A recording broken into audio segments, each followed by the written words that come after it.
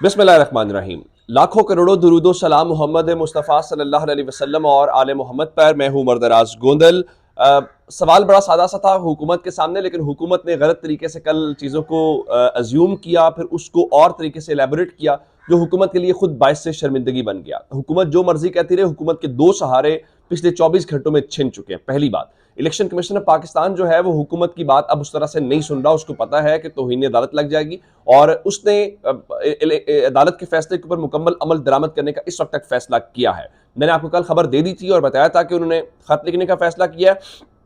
अब उनका इजलास फिर हो रहा है इस वक्त। अभी वहां से भी खबर आ जाएगी, हो सकता है एलामिया भी जारी कर दिया जाए और तमाम इदारों को आर्टिकल 220 के तहत पाबंद किया जा रहा है। लेकिन जो सबसे बड़ी खबर है वो हुकूमत के अपने इत्तेहादियों के अंदर की खबर है। और वो खबर क्या?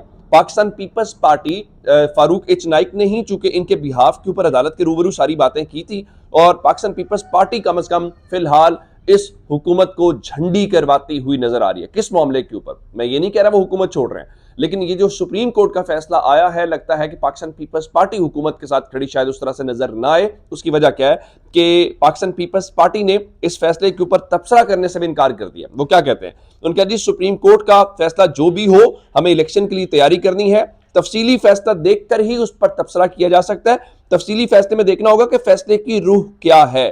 कल बिलावल हाउस लाहौर के अंदर जो पंजाब के लोग हैं उनके साथ बिलावल भुट्टो जरदारी ने मुलाकात की, और पंजाब के लोगों के साथ मिलना इट्सेल्फ एक मैसेज था कि वो पंजाब में तैयार है। दूसरा, पंजाब में लॉस्ट नून लीग का होना है, पीपल्स पार्टी को तो शायद कुछ 4-5-10 सीटें मिली जाए तो उनका तो फायदा ही होगा। उसके साथ उन्होंने अपने कारकुनों को कहा कि इंतखाबात जब भी हो, कारकुनान इंतखाबात के लिए तैयार है। और बिलावल की एक लाइन में आपको याद दिलाना चाहता हूं, उसने कहा था कि अगर हम जल्दी इंतखाबात के हक में नहीं है तो हम डिले करने के हक में भी नहीं है, जो कि हुकूमत की परेशानी है। इसका मतलब ये हुआ कि ना जेयूआई आपके साथ खड़ी है, उन्होंने कहा जी ये 5 रुकनी बेंच है, और उनके गवर्नर ने भी कहा जी जो सुप्रीम कोर्ट का फैसला है उसके ऊपर अमल दरामद करेंगे। पाकिस्तान पीपल्स पार्टी भी आपके साथ स्टैंड नहीं कर रही, तो फिर आप कर क्या रहे हैं? फिर अटर्नी जनरल और जो आजम नजीर तारिड़ वजीर कानून है, उन्होंने गलत तशरीह की। और अब से थोड़ी देर पहले फवाद चौधरी यही बात कर रहे थे कि देखें, गलत तशरीह करने के ऊपर इन दोनों साहिबान को वहां से अपने उस मनसब से कम बर्खास्त कर देना चाहिए। मैं अब इसके अलावा आपको एक और खबर देना चाहता हूं। खबर क्या है?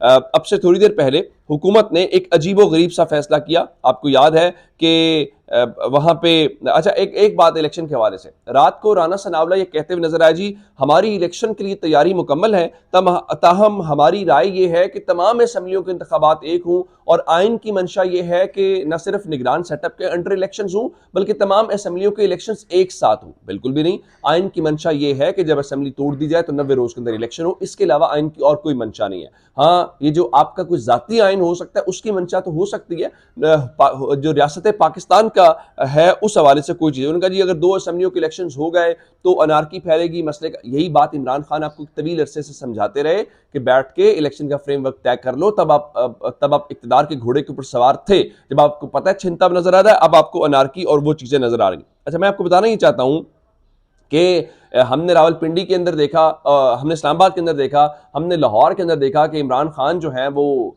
अदालतों के अंदर पेशी के ऊपर आए, और उसके बाद एक अवाम का समंदर था लाहौर के अंदर भी और इस्लामाबाद के अंदर भी। सारी बात है, ये बड़े अनप्रेसिडेंटेड मनाजिर थे, तो हुकूमत से बर्दाश्त नहीं हो पाया। उनको लगा ये अदालतों के ऊपर दबाव डालने की कोशिश है। अदालतों के ऊपर दबाव डाला किसने? क्या कोई जजेस के खिलाफ मुजाहरा हुआ है? कोई 97 की तरह जस्टिस सज्जाद की कोर्ट के ऊपर हमला हुआ है? बिल्कुल भी नहीं। अपने लीडर के साथ सॉलिडारिटी करने आते हैं, और ये पहली बार नहीं आए। हाँ, आपके साथ आते थे 25-30 आते थे, उनके साथ 25-30 हजार आ जाते हैं, वो एक अलग बात है। अब जरा अंदाजा कीजिए कि इस्लामाबाद की जो पुलिस है, अब तो हामिद मीर जैसे लोग भी कह रहे हैं कि जनाब ये जो आईजी रखा हुआ है, ये इस किस्म का कंप्रोमाइज्ड आदमी ही चाहिए होता है जो काम करवाने के लिए, अदरवाइज एक नंबर आदमी ऐसा काम नहीं कर सकता।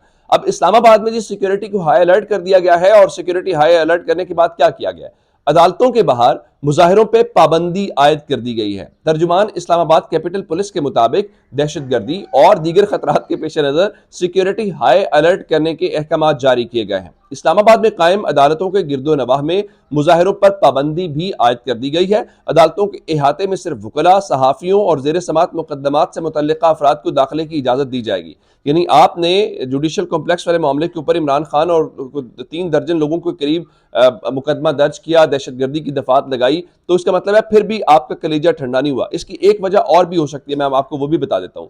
चूंकि मरीम नवाज को सक्खर ने अदालत ने 10 मार्च को बुला लिया है, तो वहां पे भी पेशी होनी है। फिर उधर बहावलपुर के अंदर भी मरीम नवाज के खिलाफ एक मुकदमा दायर करने की दरखास्त दे दी गई है, जिसमें उन्होंने कहा है कि उन्होंने इदारों जजेस के खिलाफ तज़हीक आमेज रवैया अख्तियार किया है। अब एक मसला तो ये है कि मरीम नवाज ने जारी बात है इन जगहों के ऊपर जाना है, और वहां पे अगर लोगों की तादाद उस तरह से ना हुई तो भी प्रॉब्लम होगी। तो एक सुबकी होगी कि करें तो करें क्या।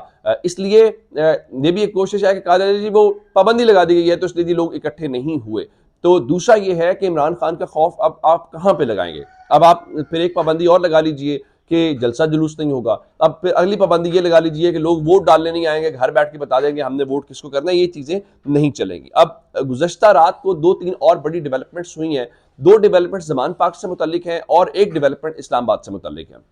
जमान पार्क से खान साहब ने रात को एक तस्वीर जारी की, और उस तस्वीर के अंदर पहली बार एक तवील अरसे के बाद खान साहब का वो जो टांग वाला मसला प्लस्तर वाला था वो नजर नहीं आ रहा था, जिसका मैसेज बहुत वाजे है। चूंकि खान साहब ने कह दिया है कि वो 4 मार्च को बाकायदा इलेक्शन मुहिम शुरू करने जा रहे हैं, तो उसका मतलब है खान साहब मुकम्मल तौर पर तैयार है। अब ये तस्वीर आना थी तो एक कोहराम सा बर्पा हो गया। जो कल तक कहते हैं जी प्लस्तर उतर नहीं रहा, अब प्लस्तर के बगैर या हो सकता है शलवार के नीचे वो उसको कर लिया, तो भी तकलीफ होना शुरू हो गई कि देखें जी फैसला हाथ में आया है, इलेक्शन वाली बात है तो इमरान खान ने प्लस्तर उतार लिया। भाई किसी एक बात के ऊपर तो रहें। अब अगर वो मैदान में आ गए तो अब सियासी मैदान में मुकाबला करें, ये रोना धोना जो है इसको बंद कर दें।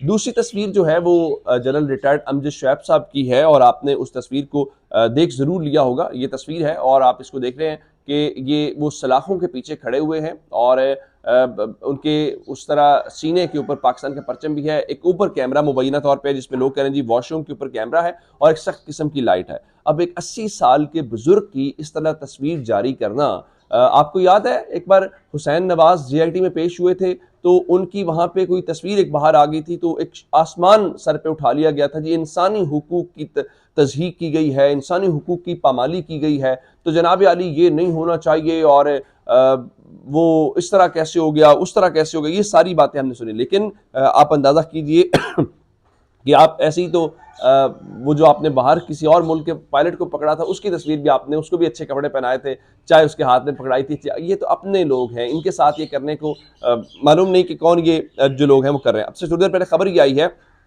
कि अमजद शुएब साहब को जो है वो वहाँ पे पेश कर दिया गया है अदालत के अंदर, और हैरान कुन तौर पे उनको मीडिया के सामने पेश नहीं किया गया, बल्कि जो अकबी दरवाज़ा है उससे अदालत के अंदर पेश किया गया है। और सेशन अदालत में सिक्योरिटी के सख्त इंतजाम हैं। इवन अदालती अमला जो है उसको भी वहाँ पहुँचने में दुश्वारी हो रही थी।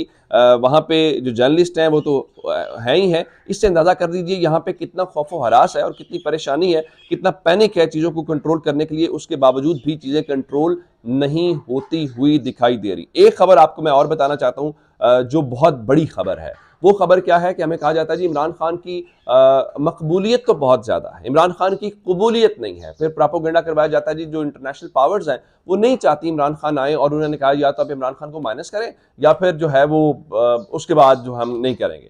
तो उसके बाद रात को एक अमरीकी ऐवान नुमाइंदगान का जो वफ्द है वो जमान पार्क आया। अब आपको ये बात समझनी है कि इमरान खान किसी से मिलने कोई अमरीकी सिफारत खाने या किसी और जगह के ऊपर नहीं गए।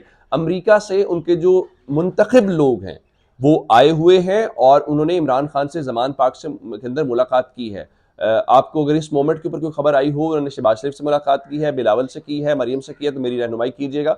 ये इट्सेल्फ एक मैसेज है कि वो लोग इमरान खान से ताल्लुकात ये चीज़ें ठीक करना चाहते हैं, और इमरान खान ही पावर है पाकिस्तान के अंदर, इसीलिए वो जमान पार्क है। उस खबर को लेकर भी आप कहा जाएगा देखो जी अमरीकी नैरेटिव वो फलां फलां फलां बातें, उसके ऊपर आपने नहीं रहना। अपना बहुत सारा ख्याल रखिएगा। खुदा हाफिज़।